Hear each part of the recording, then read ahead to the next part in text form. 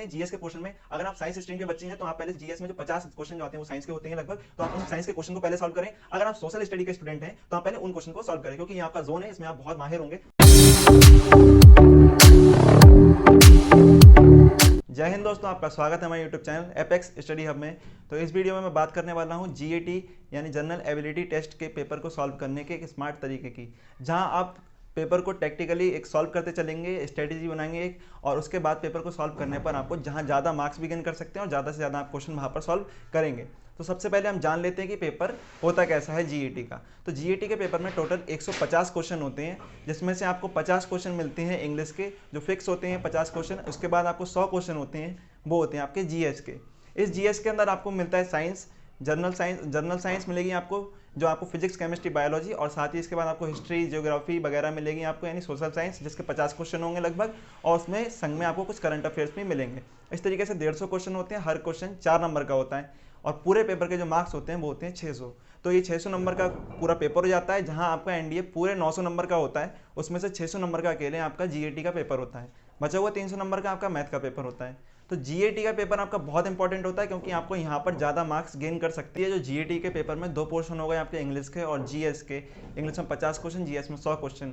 इन दोनों पोर्शन में आपको सेपरेटली क्वालिफाई करना होता है। कई सारे बच्चे कंफ्यूज रहते हैं कि पूरे जीएटी में एक साथ करना है, तो ये बात निकाल दी दिमाग से, सेपरेटली इंग्लिश और जीएस में क्वालिफाई करना होता है। सबसे पहले आपको इंग्लिश के 50 क्वेश्चन मिलेंगे। इसको सॉल्व करते हुए आपको करना क्या है, इसमें ईडियम फ्रेज एंटोनिम सिनोनिम्स के क्वेश्चन होते हैं 10-10 जो आपको मिल जाएंगे, यानी 20 क्वेश्चन जो आपके होंगे ईडियम फ्रेज एंटोनिम सिनोनिम्स में से ही आपको मिल जाने हैं। अगले जो आपके होते हैं एरर, जम्बल्ड सेंटेंस और पैराग्राफ में से होते हैं। तो आपको ईडियम फ्रेज वाले जो क्वेश्चन है वो आपको डायरेक्टली अगर आते हैं सीधे, आपका किसी को एंटोनिम सिनोनिम्स या ईडियम फ्रेज का अर्थ पता है तो आप डायरेक्टली उसको लगा देंगे। इसके अलावा आप देखेंगे कि 50 क्वेश्चन में से आपने कितने सॉल्व कर लिए।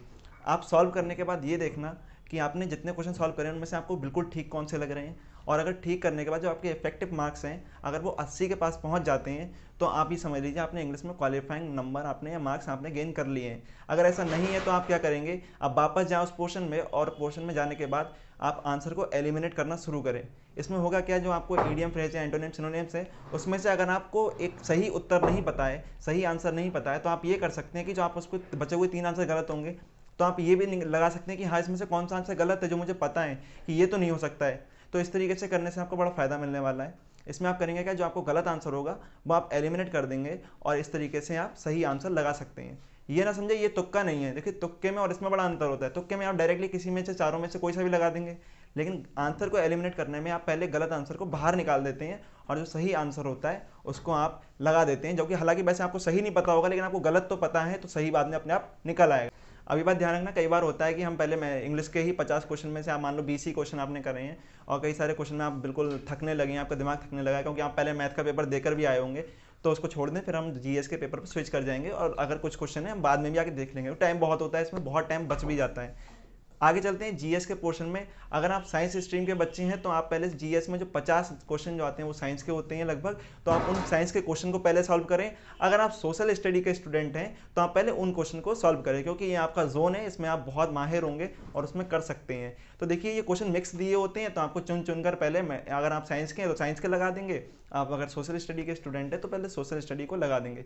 साइंस के क्वेश्चन सॉलिड होते हैं, इसमें आपको जीएस में ओवरऑल क्वालिफाई करना पड़ता है साइंस और सोशल साइंस को मिलाकर, तो अलग अलग नहीं करना है इसमें।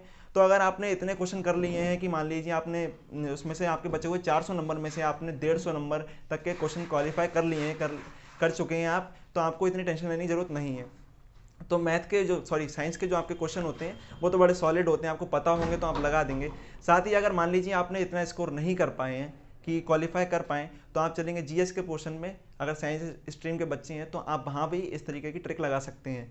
पहली बात, आपने हिस्ट्री ज्योग्राफी वगैरह पढ़ी भी होगी, तो पहले उन क्वेश्चन को करते हुए चलेंगे जो हमें आते हैं। उन क्वेश्चन पे बिल्कुल भी टाइम नहीं बर्बाद करना है। जो हमें नहीं आते हैं या तुक्के पे तो बिल्कुल खेलना ही नहीं है। अगर आप क्वालिफाई करने के मूड से गए हैं या सीरियसली एनडीए का पेपर क्वालिफाई करने जा रहे हैं, तो पहले आपको उन क्वेश्चन को ही करते चलना है जो आपको बहुत अच्छे से आते हैं, चाहे वो साइंस के हो चाहे वो सोशल स्टडी के हो। तो इन क्वेश्चन को करने के बाद आपको अगर लगता है कि आपके क्वालिफाइंग मार्क्स तक आप नहीं पहुंच पा रहे हैं, तो आप करेंगे क्या, फिर आप इसको लगा सकते हैं कि आंसर को एलिमिनेट करना। हालांकि आंसर को एलिमिनेट करने की ट्रिक केवल सोशल स्टडी में ही चल सकती है, साइंस में नहीं चलती है। साइंस में सॉलिड आंसर होते हैं, हो सकता है एक आध क्वेश्चन में आपकी चल जाए, लेकिन ऐसा नहीं है कि वहाँ आप सोचें मैं कई सारे क्वेश्चन कर दूंगा। ये आप सोशल स्टडी के अंदर कर सकते हैं, जहाँ आप कई सारे आंसर को एलिमिनेट कर सकते हैं।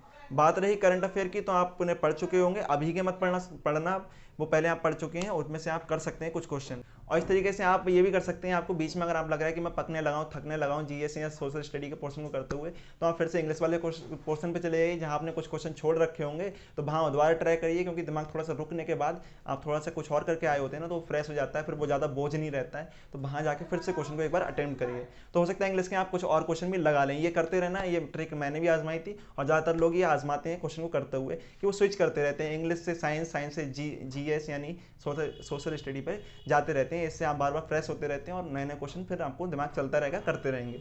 इसके अलावा अगर 14 नवंबर के पेपर होने के बाद आपको हमारे चैनल पे सबसे पहले आंसर की मिलने वाली है, तो चैनल को अभी सब्सक्राइब कर लें और वीडियो को करें लाइक, और अपने दोस्तों के साथ शेयर कर लें। और मैथ की जो वीडियो है, जिसमें आपको पता चलेगा कि मैथ के पेपर को कैसे सॉल्व करना है, उसका लिंक आपको डिस्क्रिप्शन में दे रखा है।